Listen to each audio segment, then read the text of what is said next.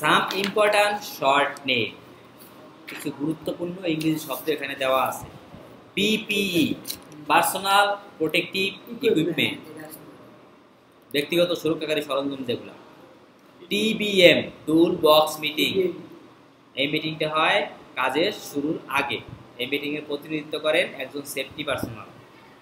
তারপরে PTT pre task টক, কাজের পূর্বে যে একটা মিটিং হবে ওই টুল বক্স মিটিংয়ের পরে এই মিটিংয়ের প্রতিনিধিত্ব করবে আপনাদের সুপারভাইজাররা অথবা ইনচার্জ পার্সনরা। আপনাদেরকে বলে দেবে যে আজকে কী কাজ চলবে সেই কাজের বিষয়ে। পিটিডাব্লিউ পারমিট টু ওয়ার্ক, কাজের অনুমোদনপত্র। No permit no work.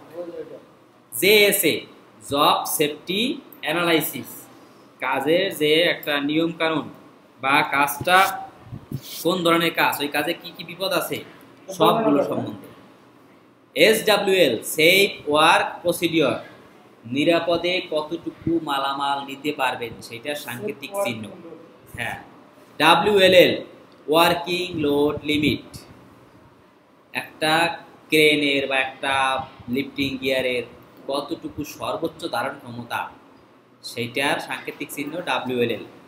ডাব্লিউওএল weight of load, একটা মালের যে একটা মালের গায়ে যে একটা লেভেল থাকবে, ওই লেভেলে লেখা থাকবে ওজন কতটুকু, সেটার সাংকেতিক চিহ্ন এটা। এলওএ লেটার অফ অ্যাপয়েন্টমেন্ট, কাজে ঢোকার আগে একটা অ্যাপয়েন্টমেন্ট লেটার পাবেন, সেটার সাংকেতিক চিহ্ন।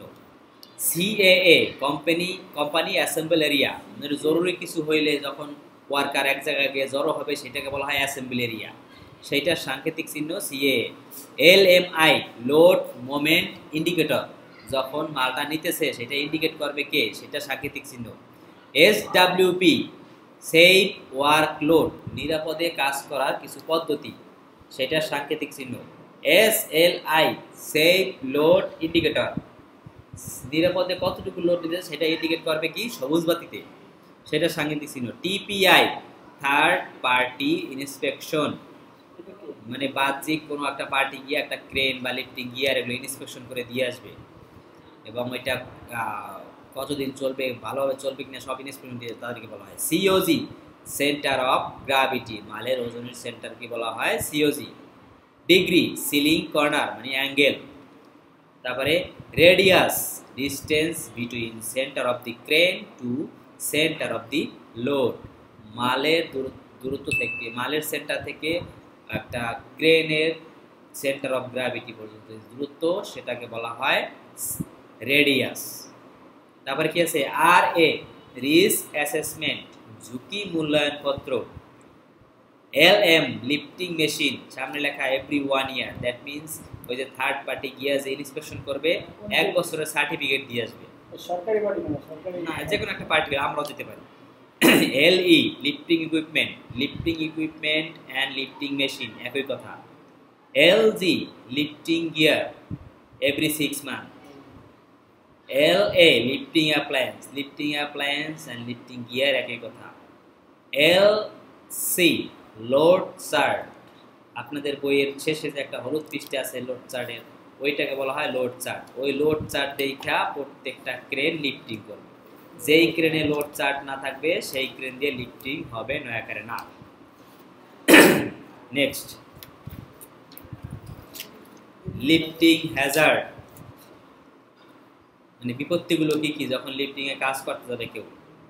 আনইভেন গ্রাউন্ড কন্ডিশন, অসমতল ভূমিতে ক্রেন পার্কিং করা হ্যাজার্ড।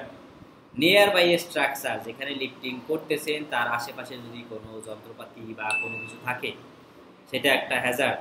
ওভারহেড পাওয়ার লাইন, লিফটিং করতেছেন ক্রেনের উপরে বা ক্রেনের সাইডে কারেন্টের লাইন আছে, সেটা একটা হ্যাজার্ড। ইমপ্রপার রিগিং, সঠিকভাবে রিগিং করেন নাই, সেটা একটা হ্যাজার্ড। সাসপেন্ডেড লোড, ঝুলন্ত বস্তুর নিচে দাঁড়ানো, সেটা একটা হ্যাজার্ড। ক্রেন কলাপস, ওভারলোডের কারণে ক্রেন কলাপস হতে পারে। কোনো এক্সকাভেশন এরিয়ার পাশে ক্রেন পার্কিং করলে ক্রেন কলাপস হতে পারে, পড়ে যাওয়া। তারপরে ফল অফ লোড, মাল পড়ে যেতে পারে যদি রিগিং ভালোভাবে না হয়। তারপরে ড্যামেজ টুলস অ্যান্ড ট্যাকেলস, যদি নষ্ট কোনো লিফটিং গিয়ার দ্বারা আপনি রিগিং করেন তাহলে সেটা একটা হ্যাজার্ড। আনকন্ট্রোল মুভমেন্ট, অনিয়ন্ত্রিতভাবে যদি কোনো মেশিন চালিত করা হয় বা ক্রেন চালিত করা হয় সেটা একটা হ্যাজার্ড। মেকানিক্যাল ফেইলিওর, ক্রেনটা একটা যান্ত্রিক জিনিস, এটা যে কোনো সময় একটা ত্রুটি হতেই পারে। Thank you. কোনো প্রশ্ন আছে?